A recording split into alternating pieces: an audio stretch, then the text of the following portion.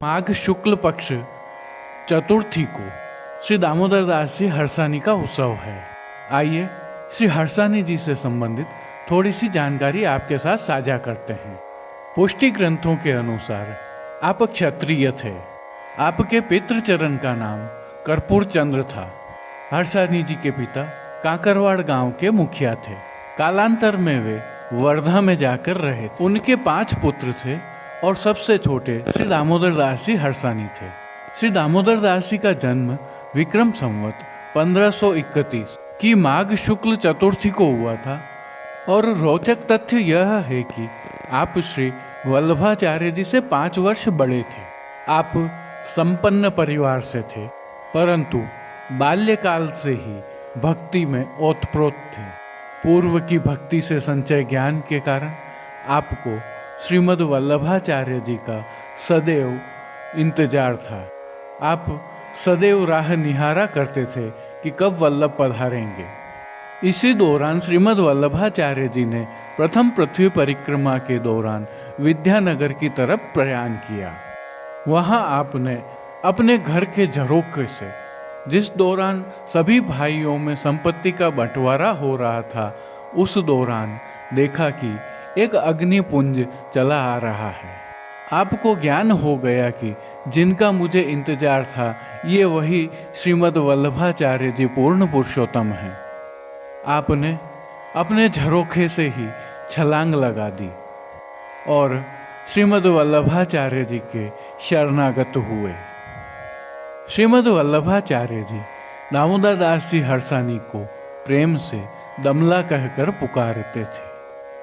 श्रीमद् वल्लभाचार्य जी के शरणागत होने के पश्चात श्री दामोदर दास जी हर्षानी सदैव जीवन पर्यंत श्री महाप्रभु जी के साथ ही रहे। यहाँ से प्रारंभ हुई श्री दामोदर दास जी हर्षानी की यात्रा बड़ी अद्भुत है, अलौकिक है। पुष्टि वार्ता के अनुसार एक बार श्री महाप्रभु जी पृथ्वी परिक्रमा करते हुए ब्रज पधारे। इस दौरान श्री दामोदर दास जी हर्षानी भी आपके साथ थे और आप श्रीमद् गोकुल में गोविंद घाट पर एक चबूतरे पर विश्राम कर रहे थे। इसी दौरान आपको स्मरण हुआ कि श्री ठाकुर जी ने तो मुझे यहाँ जीवों को ब्रह्म संबंध करवाने की आज्ञा दी है। इससे वह चिंता में पड़ गए, क्योंकि उन्हें लगता था कि जीव तो दोष से भरा हुआ है, इनका ब्रह्म संबंध किस प्रकार कराऊं। इसी चिंता में आपको निद्रा आ गई। तभी श्री गोवर्धन नाथ जी ने प्रकट होकर श्री महाप्रभु जी को आज्ञा की कि आप जिन जीवों को शरण में लेंगे उन्हें मैं स्वीकार करूंगा और कभी भी नहीं छोड़ूंगा। उन सभी जीवों के दोष निवृत्त हो जाएंगे। यह श्रावण सुद एकादशी की मध्य रात्रि का समय था। श्री ठाकुर जी के साथ हुए इस वार्तालाप का वर्णन श्री महाप्रभु जी ने सिद्धांत रहस्य नामक ग्रंथ में किया है। थोड़ा सा गौर कीजिए। जब ठाकुर जी ने श्री महाप्रभु जी को आज्ञा की, तब श्री महाप्रभु जी ने ठाकुर जी से एक वरदान मांगा कि मुझसे पहले श्री दामोदर दास जी हर्षानी की देह नहीं छूटे।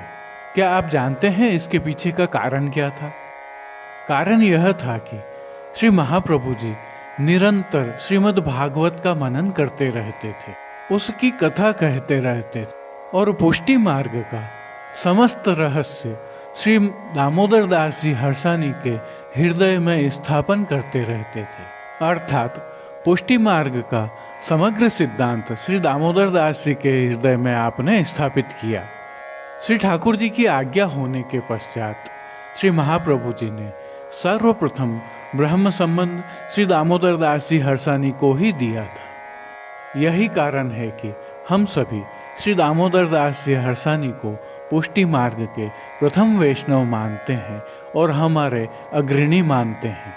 और इसीलिए श्री महाप्रभु जी दामोदर दास जी हर्षानी से कहते थे कि दमला, यह मार्ग तेरे लिए प्रकट कियो है।